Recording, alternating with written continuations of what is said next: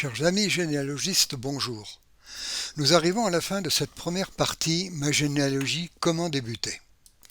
Dans cette dernière vidéo, nous aborderons deux points essentiels concernant le repérage de vos ascendants directs avec la numérotation SOSA, ainsi que la représentation et l'impression de cette généalogie avec l'arbre en tableau vertical sur 4 générations et l'enchaînement de ces feuilles au format A4 que vous pourrez imprimer facilement. Voyons la numérotation SOSA Stradonitz. Cette méthode de numération des ascendants directs a été publiée en 1590 à Cologne. Puis en 1676, elle fut mise au point par le franciscain et généalogiste Jérôme de Sosa, pour enfin être reprise en 1898 par le généalogiste Stefan Kekulé von Stradonitz. Mais aujourd'hui, dans le langage courant des généalogistes, on parlera de numérotation SOSA. Quel est le principe de cette numérotation? Chaque individu a un numéro fixe et son nombre d'ancêtres double à chaque génération. Donc, la numérotation part de la personne dont on fait l'ascendance, le decujus, et elle portera le numéro 1. Le numéro du père sera le double de celui de son enfant, soit le numéro 2, et ainsi de suite.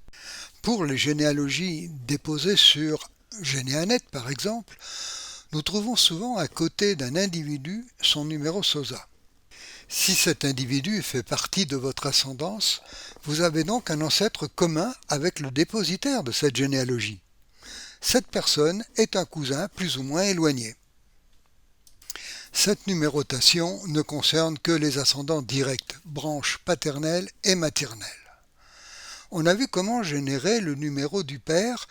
Eh bien, pour la mère, le numéro est le double de celui de son enfant, plus 1, c'est-à-dire 3. Ce principe de numérotation est donc valable pour tous vos ascendants directs. Dans le petit schéma, on voit par exemple une de vos ancêtres. Elle porte le numéro 19. Eh bien, son père, le double, 38. La mère, le double plus 1, 38, 39. Pensez bien à vérifier que les hommes ont toujours le numéro père. Les femmes ont toujours un numéro impair. Le decujus désigne l'individu dont on établit la généalogie. C'est donc la personne racine de cette généalogie et elle portera le numéro 1. Si par la suite vous souhaitez créer une généalogie spécifique pour votre arrière-grand-mère maternelle, qui a donc dans votre généalogie le numéro SOSA 15. Dans cette nouvelle généalogie, elle sera le personnage racine, c'est-à-dire notre decujus avec le numéro SOSA 1. Voici un petit résumé des 5 premières générations d'ascendants directs, soit au total 31 individus, les 31 premiers individus de votre généalogie. Ainsi, nous aurons, à la génération 15, un total de 16 384 individus en ascendance directe. Il y a très peu de généalogies qui arrivent à 15 générations. Mais rassurez-vous, à la 10e génération, il n'y a que 512 individus. Et là, c'est beaucoup plus fréquent. Voici comment se répartit, par quartier et par génération, la numérotation SOSA pour une représentation d'une ascendance directe en éventail. Nous allons maintenant passer à l'étape concrète de représentation de votre ascendance directe. Vous pouvez, sur une feuille A4 verticale, composer vous-même la matrice de fond, mais le CGCO met à votre disposition ce tableau. Dans un premier temps, le renseignement de chaque zone d'info se fera au crayon, permettant des corrections éventuelles. Pensez à bien remplir la cellule, c'est-à-dire le nom, le prénom. Attention, pour les épouses, c'est impérativement le nom de jeune fille. Vous aurez ensuite la date et le lieu de naissance, date et lieu de décès, éventuellement la profession. Et quand vous avez les couples, eh bien, en plus, vous rajouterez la date et le lieu de mariage. Dès que vous jugez que les informations, pour une feuille sont stabilisés, alors vous pouvez passer à la présentation de votre arbre et renseigner les patronymes dont les données sont complètes.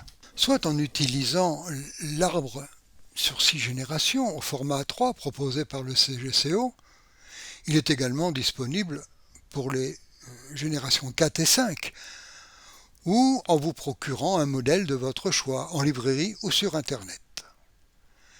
L'arbre représenté ici est sur 6 générations. Vous pouvez aussi faire le choix d'une représentation en tableau par groupe de 4 générations, qui offre un nombre illimité d'ascendants directs.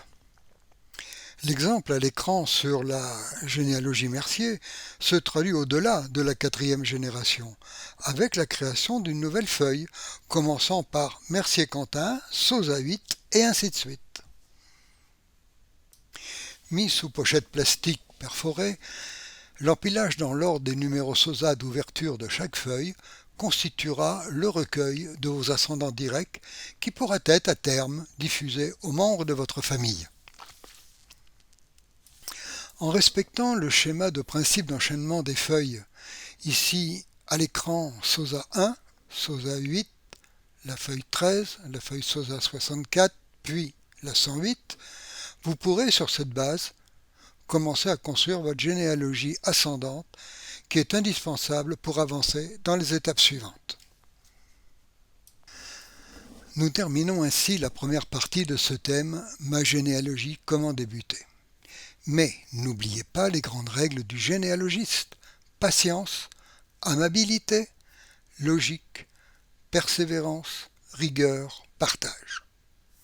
En conclusion, n'affirmez rien qu'on puisse prouver par écrit, directement ou par déduction, mais gardez une capacité d'appréciation. Ayez une démarche logique, rigoureuse. Il faut parfois mener une vraie enquête, utiliser toutes les informations, domicile d'un oncle, d'un témoin. Apportez une grande attention à vos sources, en prenant soin de bien les identifier, les repérer, les classer et les mémoriser.